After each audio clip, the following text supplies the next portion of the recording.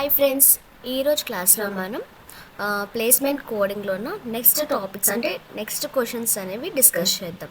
So first question వచ్చేసరికి ఏంటి అంటే ఫిబోనక్కీ సిరీస్.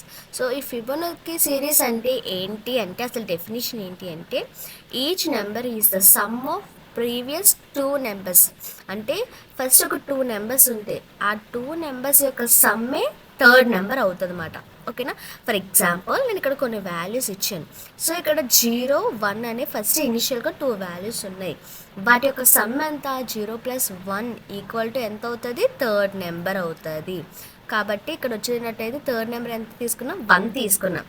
ఇప్పుడు ఈ యొక్క టూ నెంబర్స్ యొక్క సమ్ అనేది నెక్స్ట్ నెంబర్ అవుతుంది అన్నమాట. అంటే 1 + 1 అంటే ఎంత? 2 అవుతుంది. ఇప్పుడు 1 + 2 అంటే ఎంత? 3. ఓకేనా? నెక్స్ట్ 2 + 3 అంటే 5. అదేవిధంగా 3 + 5 అంటే ఎంత? 8. అదేవిధంగా 5 + 8 ఎంత? 13. సో ఈ విధంగా ఏంటి అంటే మనకి ఏదైతే డెఫినేషన్లో చెప్పారో దాని ప్రకారంగా మనం చేస్తాం. Each number is the sum of previous two numbers. అంటే ప్రజెంట్ ఒక నెంబర్ రావాలంటే దానికన్నా ముందు ఉన్న టూ నెంబర్స్ రెండింటిని కూడా సమ్ చేస్తే ప్రజెంట్ నెంబర్ వస్తుంది అన్నమాట. ఓకేనా? సో మరి దానికి మనం కోడ్ ఎలా రాయాలి? ఫిబోనక్కీ సిరీస్కి మనం కోడ్ ఎలా రాయాలి? సో ఫస్ట్గా మనం ఏం చేస్తాము అంటే ఎన్ని నెంబర్స్ ప్రింట్ అవ్వాలి. సో నాకు ఫర్ ఎగ్జాంపుల్ n అనే ఒక వేరియబుల్ తీసుకున్నాను. ఎంటర్ అనే నెంబర్ అంటున్నాను. నేను ఒక 10 ఫిబోనక్కీ సిరీస్ అనేవి నాకు ప్రింట్ అవ్వాలి, లేదంటే 5 ప్రింట్ అవ్వాలి అనడానికి కోసం నేను ఒక నెంబర్ ఇంత ఇస్తున్నాను. తర్వాత మనము స్టార్టింగ్ టూ వాల్యూస్ కూడా ఎప్పుడు మనకి ఏముంటాయి అంటే 0, 1 ఉంటాయి.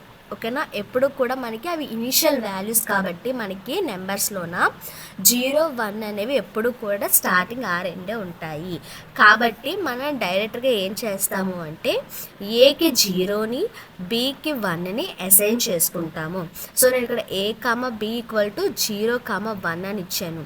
సో నేను ఇక్కడ మనము పైథాన్లో మాత్రము ఇలా తీసుకోవచ్చు.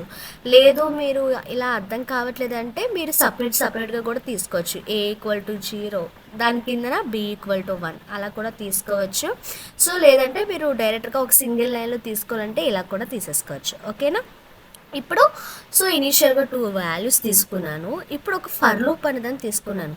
For i in range of n అన్నమాట. So for i in range of n అంటే సో నేను n ఎంతవరకు తీసుకున్నాను? 10 కదా.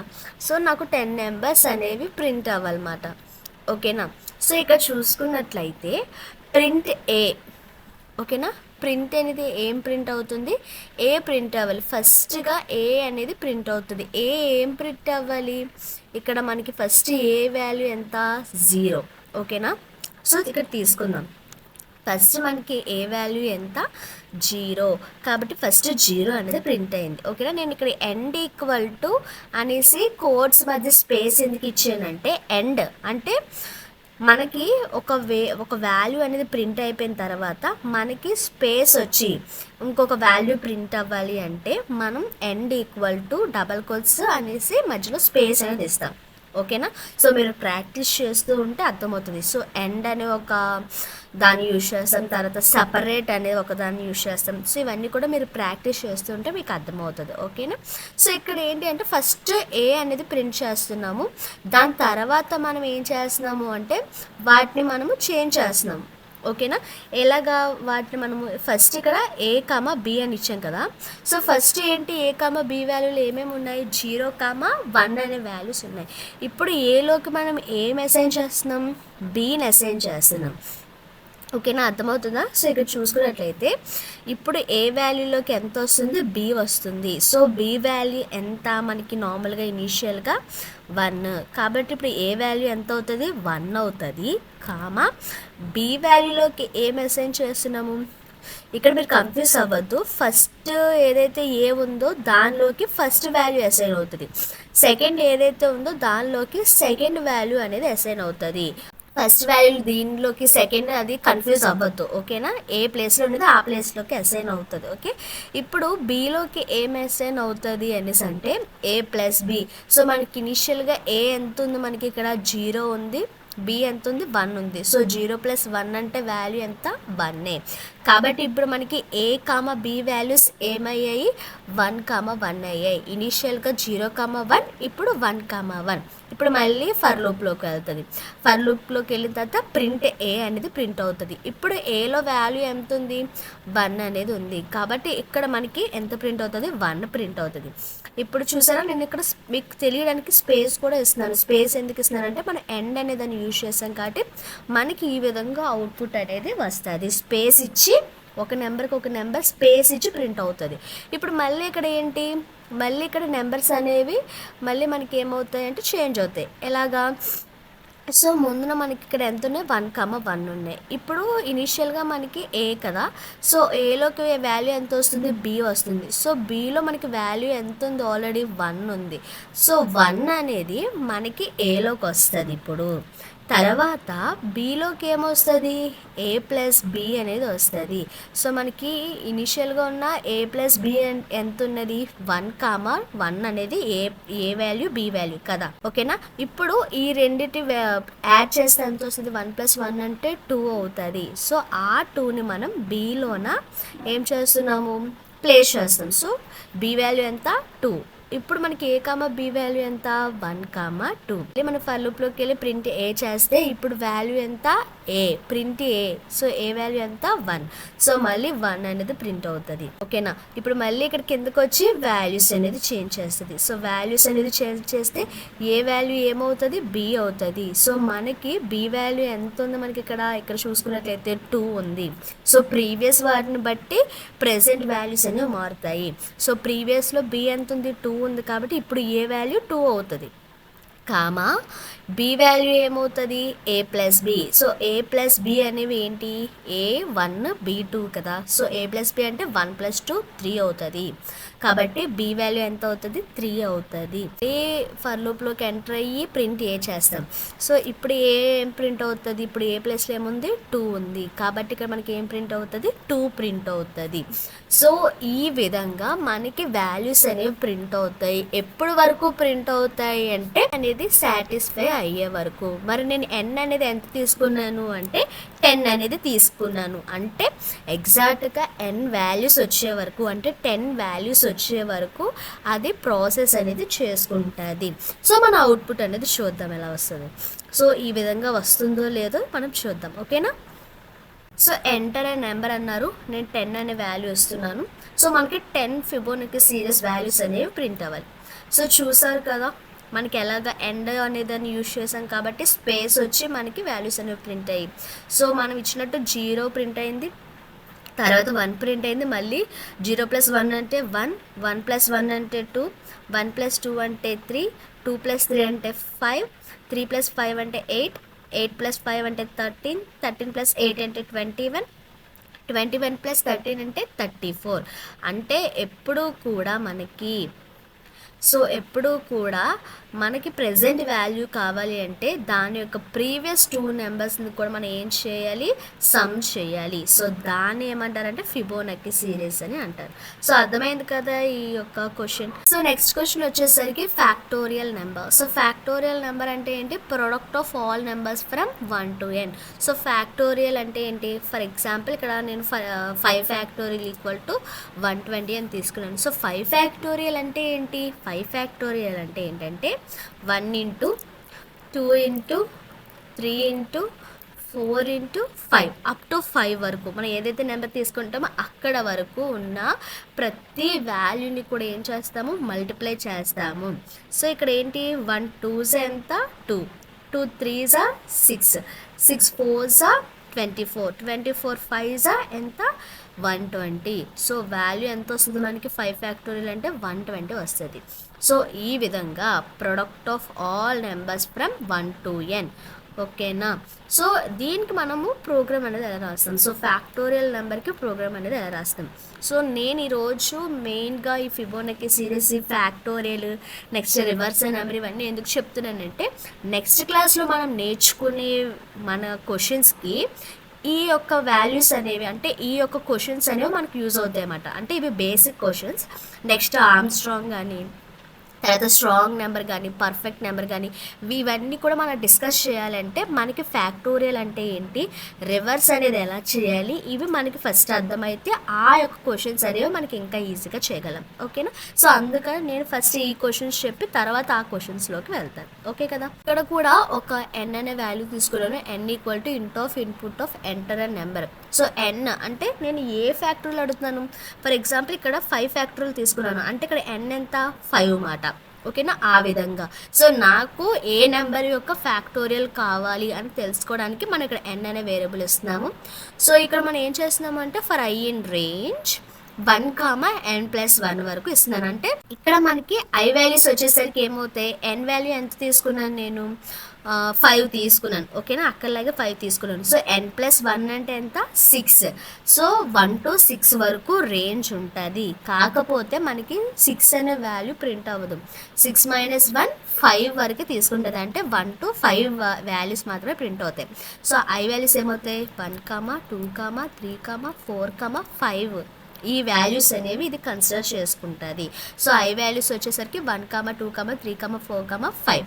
ఇప్పుడు ఏం చేస్తున్నాము అంటే సో ఇనిషియల్గా మనం ఫ్యాక్ట్ అనేదాన్ని ఈక్వల్ టు 1 అనేది తీసుకుంటాము. మరి 0 ఎందుకు తీసుకోవట్లేదంటే 0 ఇంటూ ఎనీథింగ్ కూడా మనం ఇక్కడ ఏం చేస్తున్నాం, ప్లస్ చేస్తే 0 తీసుకోవచ్చు, మల్టిప్లై చేస్తున్నాం కాబట్టి 1 తీసుకోవాలి. 0 తీసుకుంటే ప్రతిదీ కూడా 0 అయిపోతుంది. 0 ఇంటూ ఎనీథింగ్ 0 కాబట్టి మనం ఎప్పుడైతే మల్టిప్లై చేస్తామో అలాంటి టైంలోనూ 0 తీసుకోకూడదు. కాబట్టి నేను ఫ్యాక్ట్ ప్లేస్లోన 1 అనేదాన్ని అసైన్ చేసుకున్నా. ఓకేనా? సో ఫ్యాక్ట్ ఈక్వల్ టు ఏం చేస్తున్నానంటే fact into I. So fact into I అంటే ఏంటంటే సో ఫర్ ఎగ్జాంపుల్ ఇనిషియల్గా మనకి ఫ్యాక్ట్ 1 ఉంది. సో ఇంటూ ఐ ఎంత, ఫస్ట్ ఐ ఎంత మనకి 1 కదా. సో ఐని నేను మల్టిప్లై చేస్తున్నాను. సో 1 × 1 వాల్యూ ఎంత 1 అంటే మళ్ళీ ఫ్యాక్ట్లోకి వాల్యూ ఎంత వచ్చింది 1 వచ్చింది. ఇప్పుడు fact into I, next I ఎంత మనకి 1 తర్వాత 2 ఉంది కాబట్టి 1 × 2 ఈక్వల్ టు ఎంత 2. సో ఇప్పుడు ఫ్యాక్ట్ వాల్యూ ఎంత 2. ఇప్పుడు next I value, so fact into I కదా, నెక్స్ట్ ఐ వాల్యూ ఎంత 3 కాబట్టి 3ని మల్టిప్లై చేస్తాం.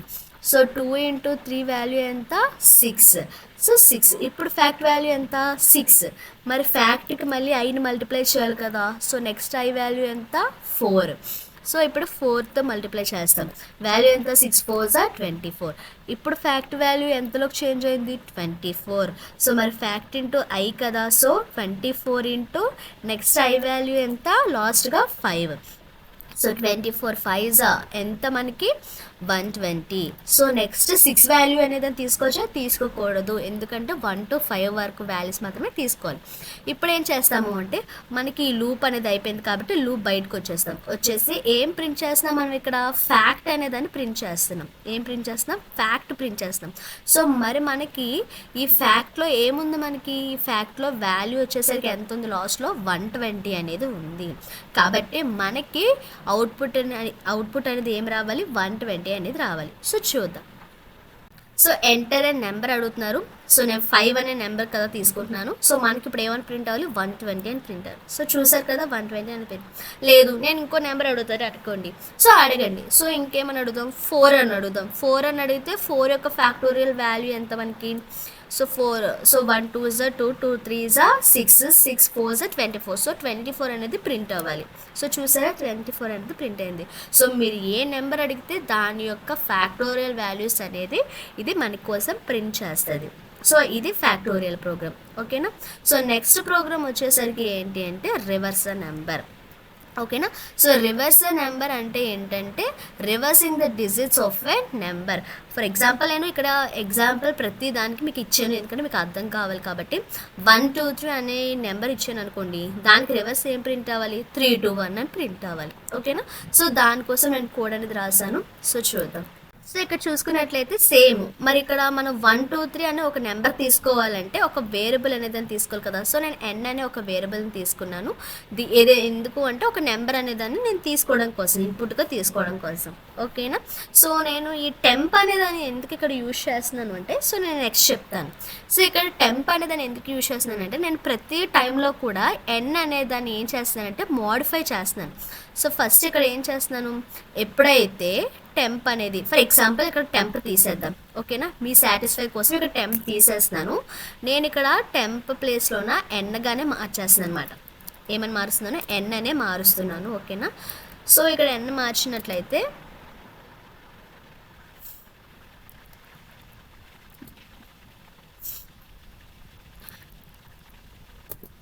ఎన్ అనేది మార్చేసాను, ఓకే కదా. సో ఇక్కడ ఎన్ అనేది మార్చేసినప్పుడు ఇక్కడ ఏమవుతుంది? ఎన్ అనేది గ్రేటర్ దెన్ 0 అయితేనే మనము ఈ యొక్క కండిషన్ అనేది సాటిస్ఫై చేయగలమన్నమాట. ఫర్ ఎగ్జాంపుల్ ఇక్కడ ఎన్ అనే వాల్యూ తీసుకుంటున్నాను. నేను ఇక్కడ ఎన్ అనే వాల్యూ తీసుకున్నప్పుడు నేను ఆ ఎన్ ఎంత తీసుకున్నాను? 0 అని తీసుకున్నాను అనుకోండి. సో 0 అనేది గ్రేటర్ దెన్ 0 కండిషన్ అనేది సాటిస్ఫై చేయదు కాబట్టి అది లూప్లోకి వెళ్ళదు. ఎప్పుడైతే నేను తీసుకున్న వాల్యూ అనేది 0 కన్నా పెద్దగా ఉంటుందో అప్పుడు మాత్రమే ఈ కండిషన్స్ అన్ని సాటిస్ఫై అవుతాయి, ఓకేనా. సో నేను తీసుకున్నది ఎంత అంటే 123 అనే నెంబర్ తీసుకున్నాను కాబట్టి అది 0 కన్నా పెద్దది అవునా కాదో చెక్ చేస్తుంది. సో ఎస్ కాబట్టి నేను లోపలికి వెళ్తాను. సో లోపలికి వెళ్ళినప్పుడు ఏమవుతుంది అంటే రిమైండర్ అడుగుతుంది. సో రిమైండర్ ఎలా చేస్తామంటే ఫస్ట్గా నా దగ్గర ఉన్న ఎన్ వాల్యూ ఎంత? 123.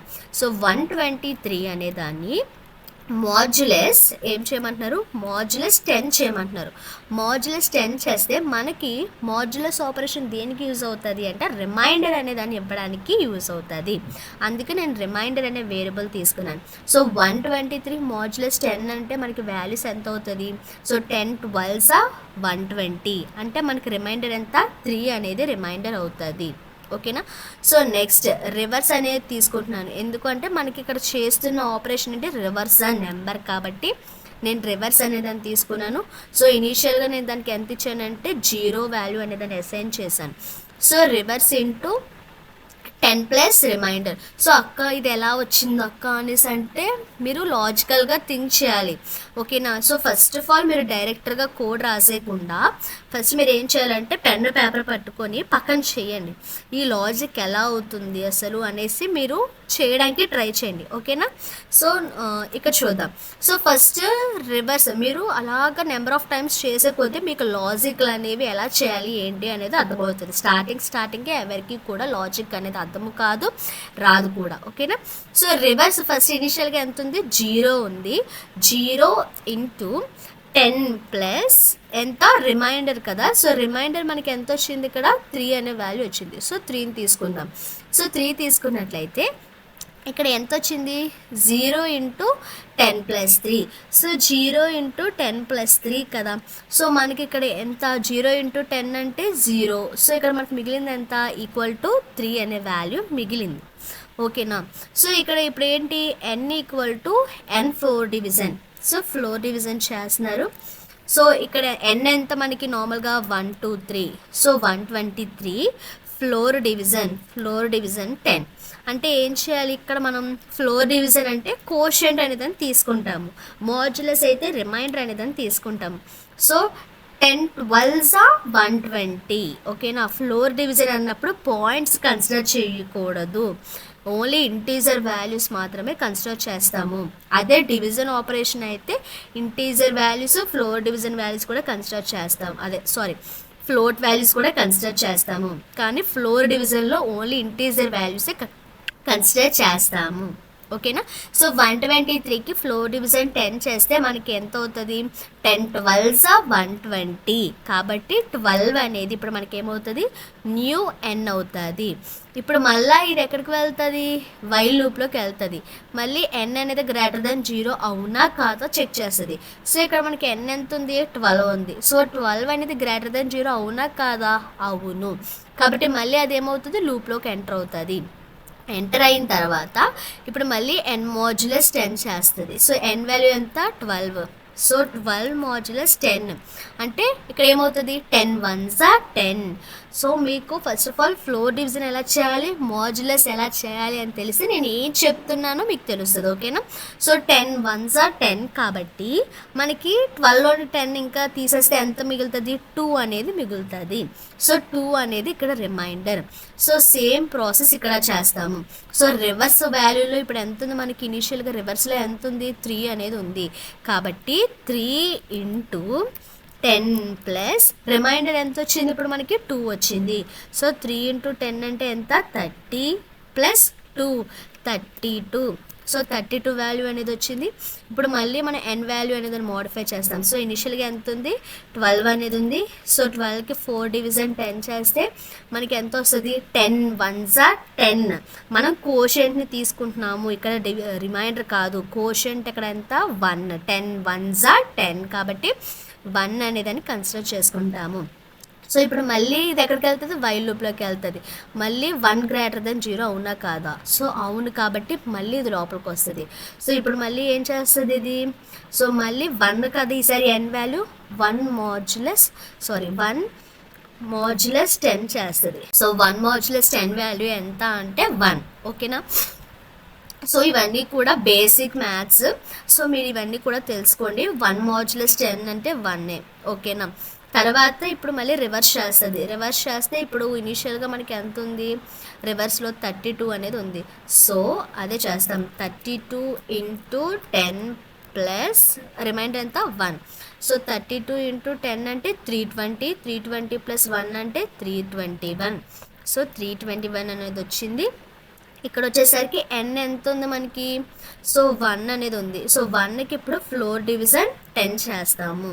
ఫ్లోర్ డివిజన్ 10 చేస్తే మనకి ఇక్కడ ఏంటి, 10 zeros are 0.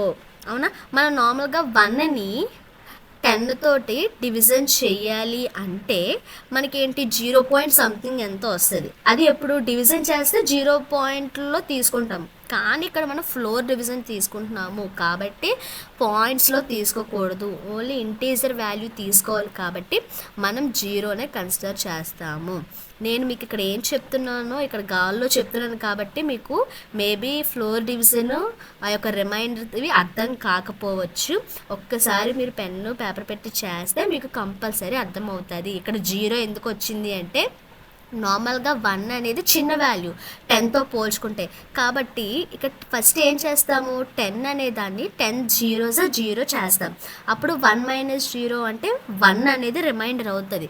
1 రిమైండర్ అయిన తర్వాత అప్పుడు మళ్ళీ మనం ఒక పాయింట్ పెట్టుకొని 1 పక్కన 0 పెట్టుకుంటే 10 అవుతుంది. ఓకేనా. అప్పుడు 10 1s are 10. సో అప్పుడు 0 అవుతుంది. 10 మైనస్ 10 0 అవుతుంది. సో 0.1 అనేది మనకి ఆన్సర్ అవుతుంది నార్మల్గా డివిజన్ చేస్తే. కానీ మనం ఇక్కడ డివిజన్ చేయట్లేదు, ఫ్లోర్ డివిజన్ చేస్తున్నాము.